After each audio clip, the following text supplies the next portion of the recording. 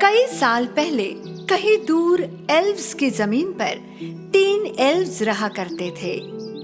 ये एल्व्स अच्छे दिल वाले संत बनने के लिए तैयार थे और अब निकले थे मनुष्यों की दुनिया की यात्रा करने।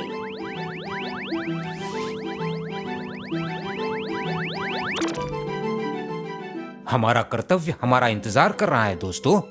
मैं बहुत ही उत्साहित हूँ। हम भी मनुष्यों की दुनिया देखेंगे। हाँ, मैं चाहती हूँ कि हर एक व्यक्ति बहुत खुश रहे।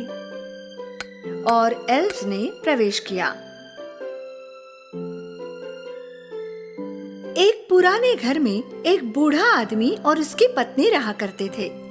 बूढ़े आदमी ने अपने घर की कार्यशाला में जूते बनाकर घर चलाया था और कभी-कभी उसने पुराने जूतों की मरम्मत भी की। जूते वाला कमाए हुए पैसों से नए जूते बनाने के लिए एक चमड़ा खरीद कर लाता था। एक दिन उसने अपने कमाए हुए पैसों से चमड़े खरीदे और वो घर पहुंचा। उसने जो चमड़ा खरीदा था वो जूते की एक जोड़ी बनाने के लिए पर्याप्त था। उसने टेबल पर चमड़े के टुकड़े को छोड़कर कमरे को बंद कर दिया और अपने शयन कक्ष में चला गया।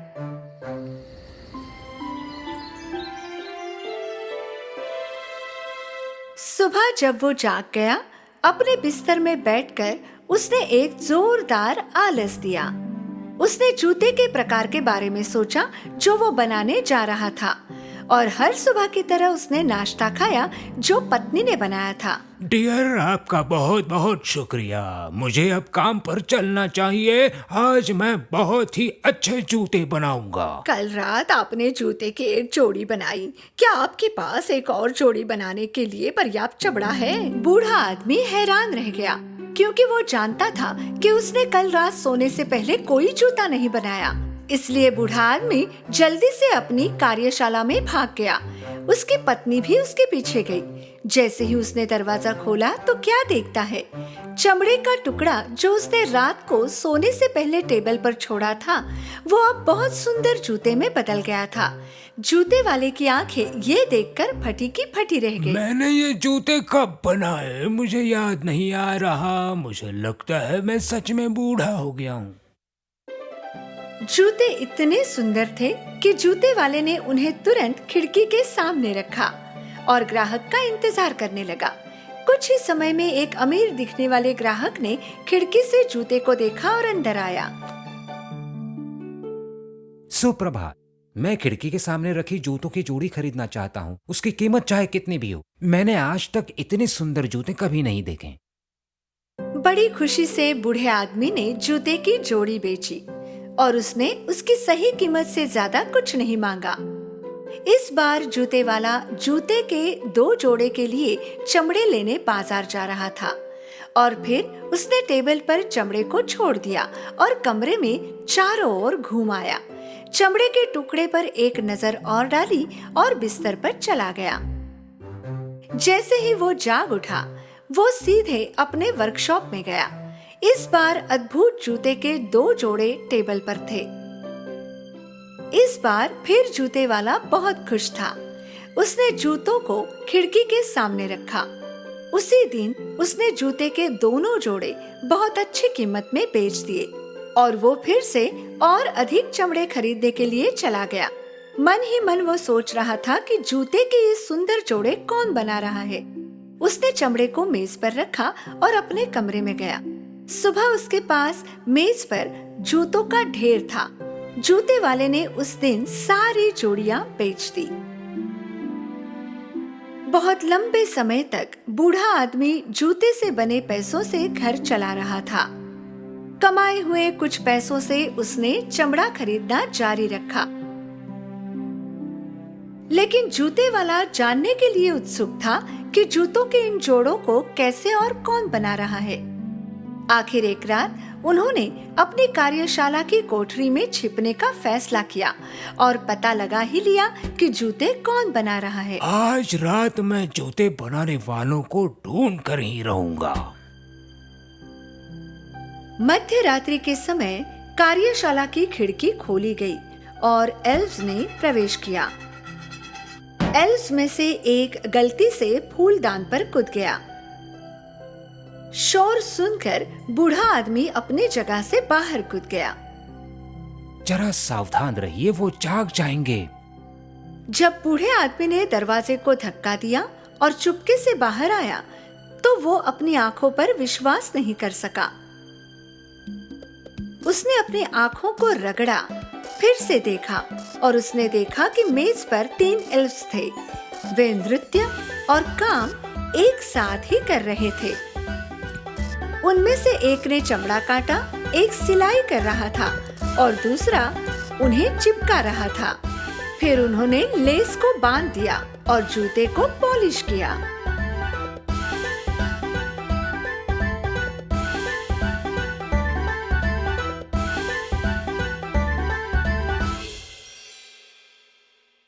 एल्व्स इतनी तेजी से काम कर रहे थे कि पलक झपकते ही टेबल पर जूतों के अनगिनत जोड़ थे। वो सब सुंदर है। चलो किसी के जागने से पहले निकल जाते हैं।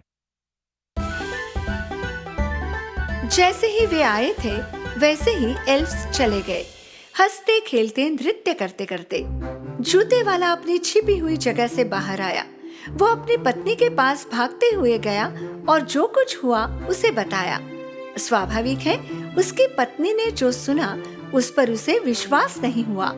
लेकिन जब उसने टेबल पर रखे जूतों के अनगिनत जोड़ों को देखा, उसे पता था कि उसका पति एक रात में इतने जूते नहीं बना सकता।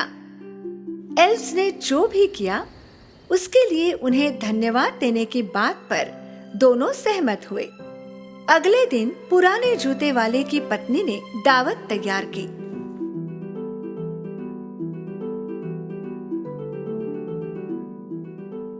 मध्य रात्रि में एल्व्स वर्कशॉप में पहुँचे। उन्होंने मेज पर दावत देखी। अरे ये खाना तो देखो, कहीं ये हमारे लिए तो नहीं बनाया गया। बेशक ये हमारे लिए है, मूर्ख, अन्यथा वे इस समय क्यों लाएंगे? मुझे लगता है हमारा इस घर का मिशन पूरा हुआ। अब हमें दूसरे घरों में जाना चाहिए जिन्हें हमारी मदद की जरूरत हो। जूते वाला और उसकी पत्नी जाग गई और कार्यशाला में चले गए। उन्होंने जो खाना छोड़ा था उसकी जगह पर उन्होंने चमकदार जूतों का ढेर देखा। उस दिन के बाद एल्व्स कभी वापस नहीं आए। बूढ़े जूते वाले और उनकी पत्नी ने अपने शेष जीवन के लिए पर्याप्त पैसे प्राप्त कर लिए थे। जूते वाले ने सोचा कि इतने सालों की मेहनत के बाद उसे ये अवार्ड मिला है। यही कारण है कि उसने जूते बनाना कभी बंद नहीं किया। और जब उन्होंने छोटे एल्व्स के बारे में सोचा, वो हमेशा उनके लिए कृतज्ञ और आभारी थे।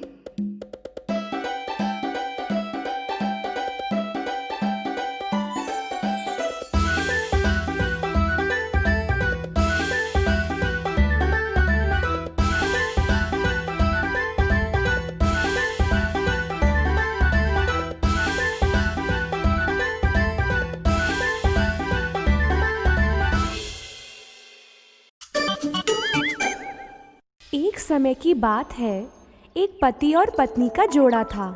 उनका कोई बच्चा नहीं था, पर उन्हें एक बेटी की बहुत इच्छा थी। कुछ दिनों बाद उनको बच्चा होने वाला था।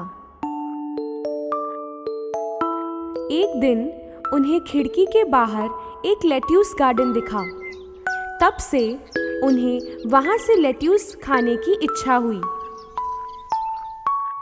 पता नहीं कब मैं वो लेट्यूस खा पाऊंगी। उनकी भूख कम होने लगी और तबीयत भी खराब होने लगी। एक दिन उनके पति को बड़ी चिंता हुई और उन्होंने वादा किया कि वो उनके लिए मुट्ठी भर लेट्यूस लेके आएंगे। तुम चिंता मत करो, मैं तुम्हारे लिए लेट्यूस लाऊंगा। लेकिन तुम्हें पता है ना, वो बहुत खतरनाक है। वो घर था एक डायन का और उसके चारों ओर ऊंची ऊंची दीवारें थीं, जिस पर कोई चढ़ने की सोच भी नहीं सकता था। वो पूरा जोर लगा के उस दीवार पे चढ़े, गार्डन में गए और उन्होंने मुट्ठी भर लेट्यूस निकाला।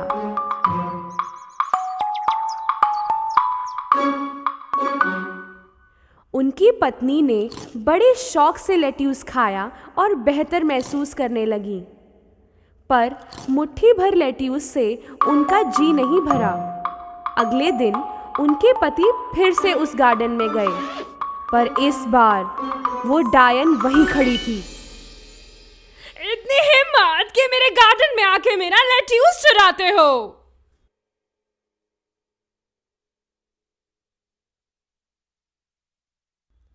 तो तुम मुझसे पूछ तो सकते थे ना। मेरी बीवी पेट से है और उसे आपके लेट्यूस बहुत पसंद हैं। माफ कर दूं? तुम्हें तो सजा मिलेगी। अगर मेरी पत्नी ने लेट्यूस नहीं खाया तो बीमार हो जाएगी और बच्चे को परेशानी होगी। प्लीज। तो क्यों ना एक सौदा करें? तुम्हें जितना चाहो यहां से लेट्यूस ले जाओ, पर एक शर्त पर। तुम्हारे बच्चे का जन्म होते ही मुझे दे दोगे। डर के मारे उन्होंने हाँ कह दिया। कुछ दिनों के बाद बच्ची हुई और डायन आके उसे ले गई।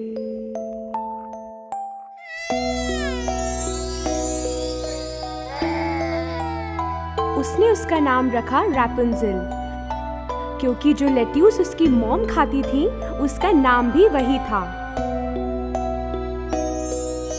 उस डायन ने रैपुंज़ेल का बहुत ख्याल रखा। 16 साल के होते होते वो बड़ी सुंदर हो चुकी थी। उसका घर जंगल के बीच में एक बहुत ऊंची इमारत में था और इस इमारत में सीढ़ियां नहीं थी, सिर्फ ऊपर एक खिड़की थी। डायन ने कभी भी इस सुंदरी के बाल नहीं काटे थे। उससे मिलने आती तो नीचे से आवाज देती, रैपुंज़ेल! रैपुंज़ेल! रैपुंज़ेल! अपने सोने जैसे बाल तो नीचे करो, तुम्हारी मम्मी हूँ। अपनी खिड़की से रैपुंज़ेल अपने सोने जैसे बाल नीचे करती और उसी के सहारे ये डायन उस पे चढ़ जाती। ये सालों तक चलता रहा। एक दिन उस जंगल में एक प्रिंस आया शिकार करने और उसने एक सुरीली आवाज को सुना गाना गाते हुए।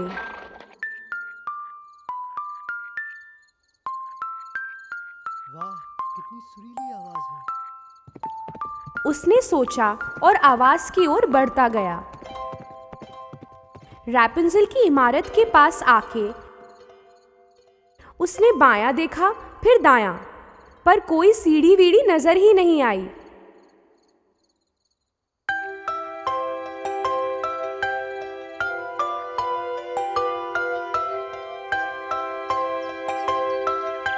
वो आवाज प्रिंस को हर रोज वहां खींच लाती थी, पर ऊपर चढ़ना ही नहीं हो पाया।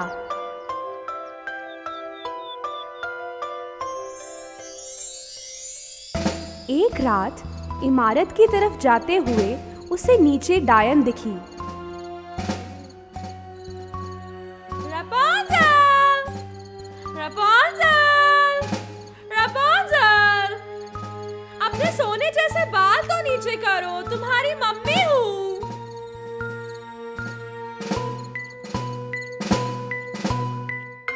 अपनी खिड़की से रैपुंज़ेल ने अपने सोने जैसे बाल नीचे करती और उसी के सहारे ये डायन उस पे चढ़ जाती। अगले दिन सूरज ढलते ही प्रिंस वहां गया और आवाज बदल के चिल्लाया, रैपुंज़ेल! रैपुंज़ेल! अपने सोने जैसे बाल तो नीचे करो, मैं तुम्हारी मम्मी हूँ।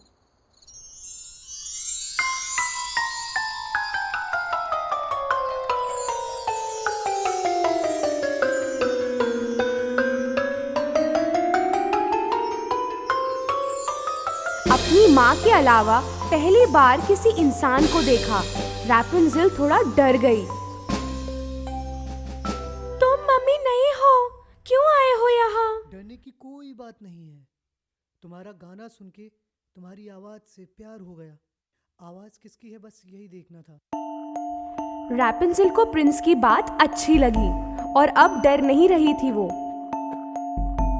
कुछ समय तो सब कुछ सही चल रहा था और डायन को कुछ भी भनक नहीं लगी।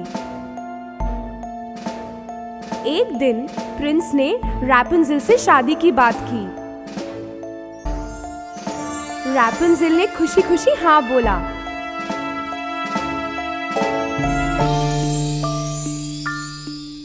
पर रैपुंज़ेल को नीचे जाने का कोई तरीका नहीं सूझ रहा था।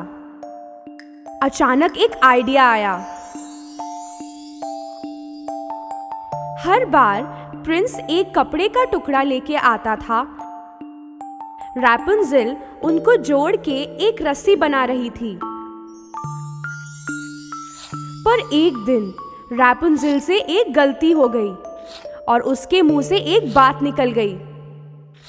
मम्मी, आपसे ज्यादा तेज तो प्रिंस चढ़ता है। प्रिंस? कौन प्रिंस? डायन को समझ में आ गया कि कुछ गड़बड़ है और वो चिल्लाने लगी। तुमने मुझे धोखा दिया है। मैं तुम्हें बाहर की दुनिया से बचाना चाहती थी।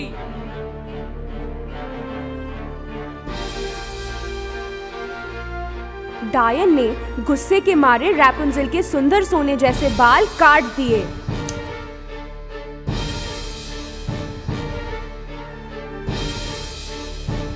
और उसे एक दूर दराज के रेगिस्तान में भेज दिया। उस रात डायन घर पे प्रिंस के आने का इंतजार कर रही थी।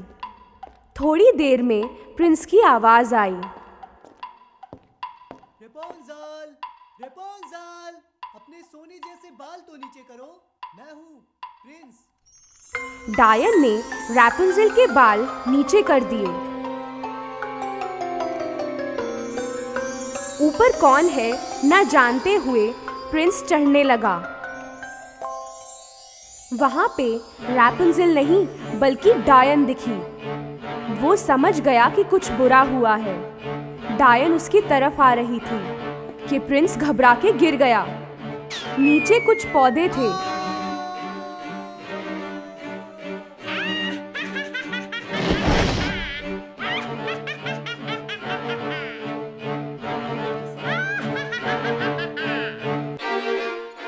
नीचे कुछ पौधे थे तो प्रिंस बच गया, पर आंखों में कांटे लगने की वजह से वो देख नहीं पा रहा था।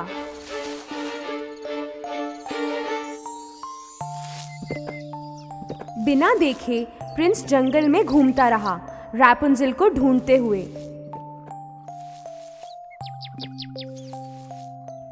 रास्ते में फल भी मिले, तोड़ के खा लिया।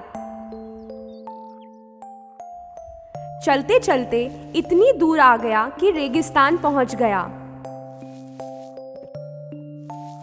और अचानक कुछ हुआ। एक सुरीली आवाज सुनाई दी। वो आवाज वो पहचानता था। वो उस आवाज की तरफ जाने लगा, चिल्लाते हुए। रेपुंज़ेल, रेपुंज़ेल। रैपुंज़ेल ने प्रिंस की आवाज पहचान ली। प्रिंस तुम? वो उसकी तरफ दौड़ने लगी। तुम यहाँ? दोनों कितने खुश हुए। मिलते ही दोनों गले लगे और वो रोने लगी। रैपुंज़ेल के आंसू प्रिंस की आंखों पर गिरे और अचानक एक चमत्कार हुआ और प्रिंस आंखें खोल के देखने लगा। ये देख के रैपुंज़ेल बहुत खुश हुई।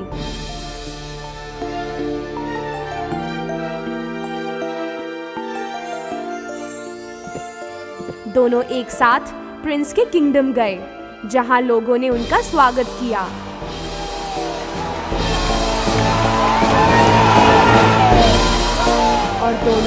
हमेशा खुश रहे।